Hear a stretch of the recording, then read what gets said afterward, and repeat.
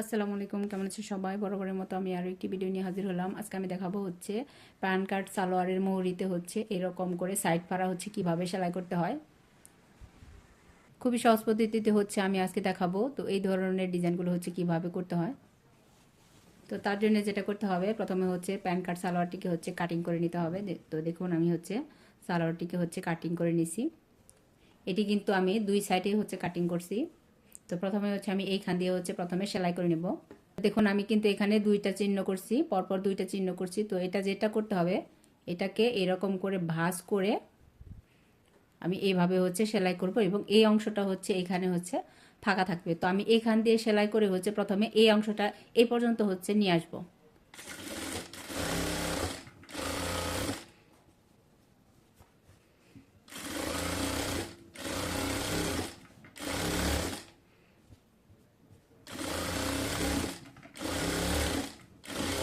সেলাইটা কিন্তু আমি এই পর্যন্ত এনে হচ্ছে শেষ করব। তো দেখুন এইটুকুর ভাঁজের দূরত্ব হচ্ছে, অর্থাৎ মোহরের চওড়া হচ্ছে আপনার ইচ্ছা মতো 2 ইঞ্চি, 2.5 ইঞ্চি এবং কি 3 ইঞ্চি নিতে পারেন। তো আমি এখানে হচ্ছে সেলাই বাদে হচ্ছে 2 ইঞ্চি চওড়া রাখবো। তো তার জন্য হচ্ছে আমি এই চিহ্ন থেকে এই চিহ্নের দূরত্ব হচ্ছে আমার এখানে হচ্ছে 2 ইঞ্চি। তো ভাঁজ করে সেলাই করার আগে যেটা করতে হবে, এই মোহরি হচ্ছে আমি একটা ভাঁজ দিয়ে হচ্ছে সেলাই করে নেব।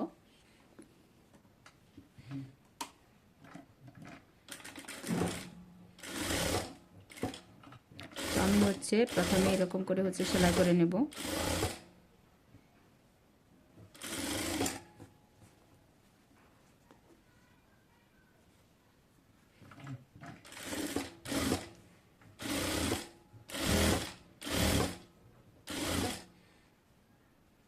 তো এখন যেটা করতে হবে, দেখুন এটা হচ্ছে আমার উল্টা সাইড।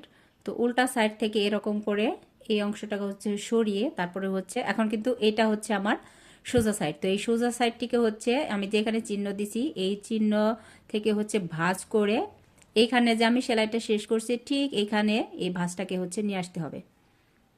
দেখুন এখন হচ্ছে একদম এই সেলাই বরাবর হচ্ছে আমি এইটুকু হচ্ছে সেলাই করে দেব।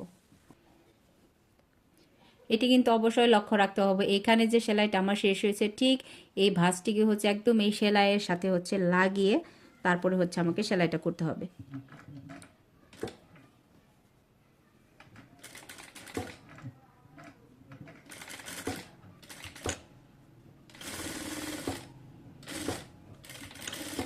এই তো দেখুন আমি কিন্তু একটা সাইড হচ্ছে সেলাই করে নিছি, এখন কিন্তু আবার এই সাইডটা হচ্ছে বাকি রয়েছে। তো এই সাইডটাকেও হচ্ছে আমি আবার হচ্ছে এই দিকে উল্টিয়ে দিতে হবে।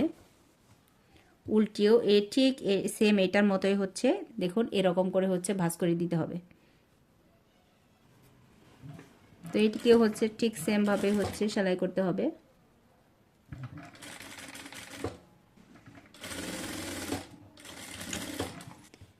এই তো দেখুন সেলাই করার পর হচ্ছে এটা ঠিক এরকম হবে।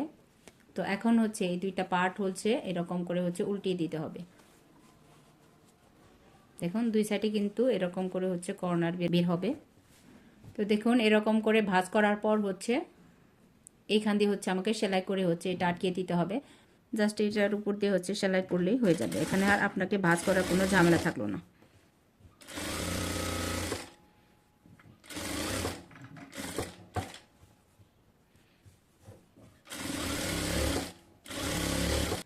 তো এই তো হয়ে গেল আমার খুবই সুন্দর একটি ডিজাইন।